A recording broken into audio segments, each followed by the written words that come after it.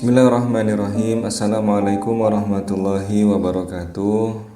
Kita lanjut pembahasan fi ma fihi bagian 41 halaman 249 sampai halaman 252. Baik, langsung saja. Bismillah. Ada beberapa manusia yang merasa cukup dan rela untuk tinggal dalam gelapnya dunia ini dan merasa tidak butuh kepada dunia akhirat, serta tidak rindu untuk dibukakan tabir Tuhan. Lalu, apa gunanya mata hati dan telinga pemahaman bagi mereka? Kerja mereka di dunia ini hanya membutuhkan mata yang mereka miliki, karena mereka tidak memiliki hasrat untuk berjalan menuju dunia akhirat. Untuk apa mereka diberikan mata hati yang tidak akan bermanfaat bagi mereka? Baik, di sini Rumi menjelaskan bahwa ada tipe manusia itu yang mereka merasa sudah terlanjur berbuat keburukan, sehingga mereka tidak mempunyai target untuk menjadi manusia yang lebih tinggi lagi derajatnya. Sehingga orang-orang seperti ini lebih menyukai untuk tinggal dalam makom yang sudah mereka nikmati, yakni makom bahasa Rumi adalah makom kegelapan dunia. Maksudnya orang yang sudah terlanjur senang pada dunia, sudah terlanjur cinta pada gemerlapnya dunia, dan sudah merasa bahwa dirinya penuh dengan dosa, sehingga orang ini kemudian tidak memiliki target yang lebih tinggi lagi. Orang-orang yang seperti ini tidak akan Allah bukakan tabirnya, mata hatinya, kemudian pendengaran hatinya, penciuman hatinya, dan sebagainya. Sehingga apa yang dia butuhkan hanya penglihatan dunia saja, karena memang dalam kehidupannya dia hanya matanya digunakan untuk melihat dunia saja. Begitu juga dengan pendengarannya dan sebagainya. Lalu untuk apa Allah kemudian memberikan mata hati bagi orang seperti ini? Tidak akan. Sehingga orang-orang seperti inilah yang nanti pada akhirnya itu akan menyesal. Karena Allah sudah menyampaikan, wala tayasu min rauhillah, janganlah kamu berputus asa atas rahmat Allah. Artinya sebesar apapun keburukan yang kita lakukan, sebesar apapun kejahatan yang sudah kita perbuat, kita harus ingat bahwa dosa kita itu tidak ada apa-apanya dibandingkan dengan rahmatnya Allah Ta'ala. Ibaratnya dosa kita itu setetes, rahmatnya Allah itu satu samudra. Sehingga kita mau berbuat dosa seperti apa, Tuhan akan tetap mengampuninya selama kita masih menganggap bahwa Dia itu ada dan Dia akan memaafkan kita. Itu sudah sangat cukup sekali. Nah, sehingga kemudian Rumi mengatakan bahwa orang-orang yang sudah merasa dirinya itu gelap, dirinya itu putus asa atas rahmat Allah, maka Tuhan tidak akan membukakan mata hatinya. Tapi orang yang dia itu masih percaya pada Allah Ta'ala, berbuat dosa sesering apapun, tapi dia tetap mengharapkan ampunan dari Allah Ta'ala, maka orang ini masih ada kesempatan untuk dibukakan mata hatinya, dibukakan tabirnya, sehingga dia bisa kenal sama Allah dan kenal sama Kanjeng Nabi. Bukan hanya tahu itu namanya Allah, tahu itu namanya Kanjeng Nabi, tapi kenal, kita sudah mempunyai hubungan yang lebih mendalam.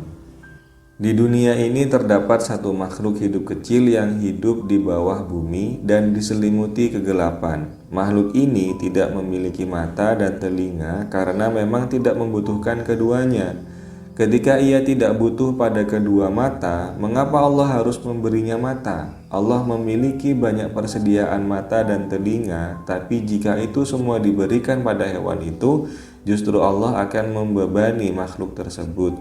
Allah hanya memberikan sesuatu sesuai dengan kebutuhan penerimanya. Jadi ini salah satu paragraf yang terdapat di buku Fi Ma Fihi oleh Maulana Rumi. Beliau menyebutkan bahwa di dunia ini, di dalam lapisan bumi ini ada sebuah makhluk yang dia itu tidak punya mata dan tidak punya telinga. Bukan karena Allah tidak sayang padanya, tapi karena justru Allah sayang padanya, sehingga dia tidak diberi mata dan tidak diberi telinga. karena memang makhluk ini tidak membutuhkan keduanya. Ya. Bayangkan jika Allah memberikan dia mata dan memberikan dia telinga, maka makhluk ini akan stres luar biasa. Kenapa? Karena mata yang diberikan itu harus menerima pantulan cahaya. Sementara di dalam bumi tidak ada terkena pantulan cahaya matahari sama sekali. Maka psikisnya atau jiwa hewan ini atau jiwa makhluk ini akan terganggu. Karena ketika matanya dibuka dia tidak bisa melihat apapun. Begitu juga dengan telinganya. Nah, hikmah yang bisa kita ambil di sini apa? Bahwa Allah itu memberikan sesuatu pada kita itu sesuai dengan kemampuan kita menerimanya.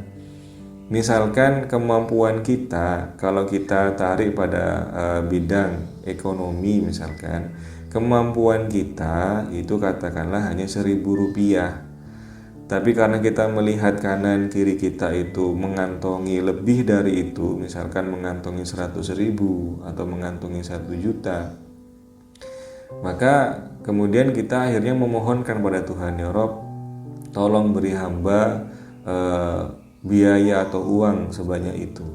Ketika kemudian Allah memberikan uang sebanyak itu kepada manusia ini, ingat bahwa semua yang diberikan pasti ada pertanggungjawabannya.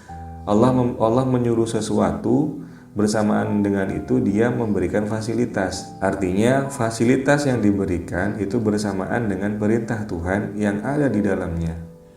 Nah, maka dengan 1.000 ini Tuhan tidak akan mengamanahkan kita sesuatu yang melebihi kemampuan dari 1.000 ini.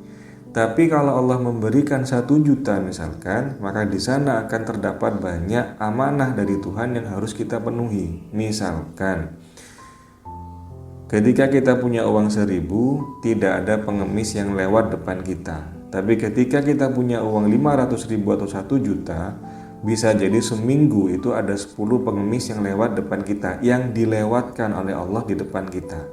Maka kita harus memberinya, karena perintah Allah dalam uang 1 juta itu adalah salah satunya memberi pada fakir miskin. Nah, beda kalau kita hanya punya Rp1.000 saja, maka Allah tidak akan melewatkan pengemis di depan rumah kita dan sebagainya. Contoh lain misalkan ketika kita hanya punya uang 50.000, keluarga kita semua sehat. Nah, istri kita sehat, anak kita sehat, adik kita sehat, orang tua kita sehat. Karena apa? Karena Allah tidak akan mengamanahkan berobat ke dokter kalau Allah hanya memberikan 50.000 saja, sehingga semua keluarga kita dibuat sehat. Tapi karena kita kemudian tamak, kita kemudian memohon lebih dari itu, ya dia pasti mengabulkan, ya dikabulkanlah. Oke, kamu saya kasih 10 juta, tapi ingat dalam 10 juta itu ada perintahnya yang harus dipenuhi. Sehingga ketika kita punya uang 10 juta, tiba-tiba adik kita sakit, istri kita sakit, orang tua kita sakit. Nah, uang yang tadi kita harus gunakan untuk biaya kesembuhan beliau-beliaunya. Nah, dari situ kemudian kita memahami bahwa setiap fasilitas yang diberikan Allah Ta'ala itu beriringan dengan amanah yang terkandung di dalamnya. Maka seharusnya dalam kondisi apapun jatuhnya adalah bersyukur. Kita diberikan banyak ya bersyukur, kita diberikan sedikit ya bersyukur juga.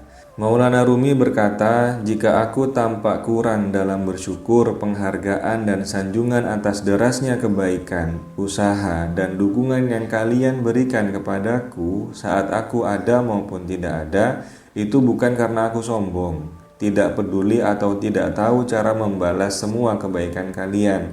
Akan tetapi karena aku sadar dari kemurnian iman kalian bahwa kalian melakukan semua itu dengan tulus karena Allah semata. Jadi aku membiarkan Allah yang akan berterima kasih langsung kepada kalian selama kalian melakukan semua hal ini karenanya. Jika aku menyibukkan diri untuk berterima kasih padamu dengan memuliakan dan memujimu, maka seolah-olah sebagian pahala yang telah dipersiapkan Allah kepadamu telah tersampaikan, dan bonus yang hendak dia berikan telah terbayarkan. Karena bentuk tawaduk, ucapan terima kasih dan pujian tersebut merupakan bagian dari kesenangan dunia.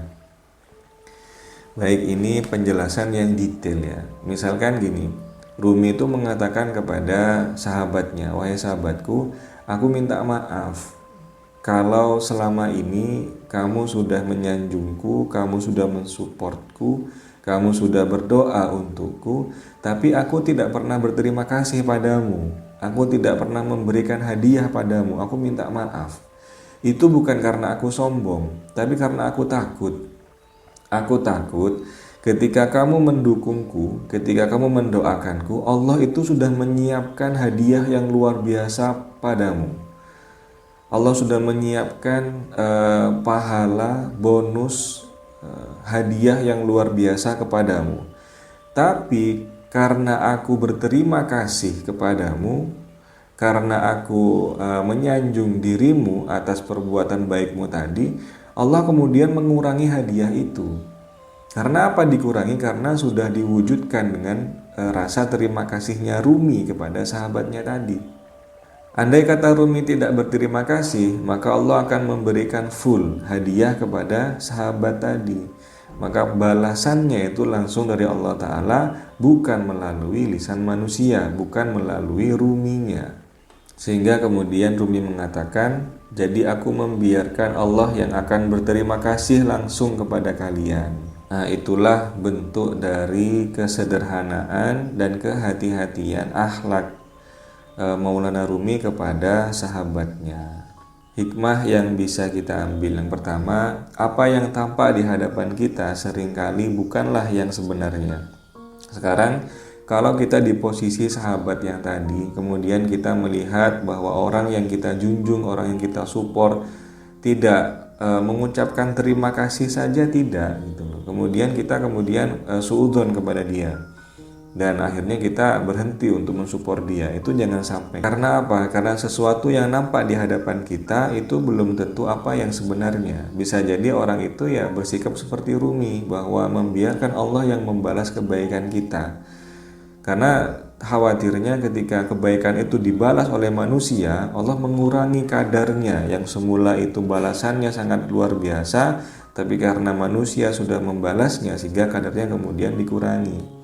Nah, berarti apa yang tampak di hadapan kita itu bisa jadi belum tentu sesuai dengan apa yang kita pikirkan. Maka kita berhati-hati dalam jangan sampai kita bersuudzon kepada siapapun.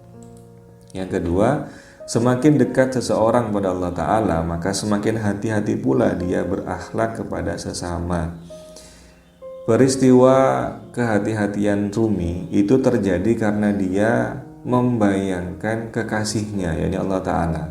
Itu tidak akan terjadi kalau Rumi lupa pada Allah Ta'ala, lupa bahwa Allah telah menyiapkan hadiah, lupa bahwa Allah itu maha membalas kebaikan hambanya, lupa bahwa Allah itu maha dermawan. Sehingga Rumi akan tetap mengumbar terima kasihnya dia pada siapapun. Terima kasih ya sudah mendoakanku, terima kasih sudah berbuat baik kepadaku. Tapi karena Rumi ingat pada Tuhan, maka dia berhati-hati. Kalau dirasa perlu untuk berterima kasih dia ucapkan, tapi kalau dirasa Allah telah menyiapkan hadiah yang besar untuk dirinya, maka itu dia tahan. Beliau tahan untuk tidak mengucapkan rasa terima kasih itu. Itu terjadi karena Rumi senantiasa ingat pada Allah Ta'ala. Ketiga, jika terpaksa mengharapkan sebuah hadiah, maka cukup kita mengharapkan hadiah dari Allah saja. Kita ingat bahwa manusia itu yang dimiliki itu hanya sedikit. Manusia paling kaya pun di dunia itu hanya sedikit jika dibandingkan apa yang dimiliki oleh Allah Ta'ala. Maka kalau kita mengharapkan sesuatu dari manusia, maka dia akan memberikan sesuatu apa yang dia miliki. Itu pun sebagian kecilnya. Misalkan di hadapan kita yang dia punya 10. Karena kita mengharap pada dia, kemudian dia memberikan pada kita, mungkin yang dia berikan pada kita itu 3 bagiannya atau 4 bagiannya saja, 6-nya milik dia. Tapi kalau kita mengharapkan pada Allah Ta'ala, Allah Ta'ala bukan memiliki 10, dia memiliki tanpa batas.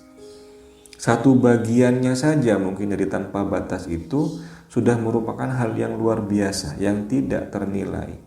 Maka kita berhenti untuk mengharap pada manusia. Mulai sekarang kita berusaha untuk senantiasa ingat pada Allah Ta'ala. kita mengharap hanya padanya, karena Dia adalah yang memiliki segalanya. Dia berkuasa atas segala apapun, dan Dia maha dermawan, maha memberi kepada hambanya. Baik, terima kasih banyak. Kurang lebihnya mohon maaf. Assalamualaikum warahmatullahi wabarakatuh.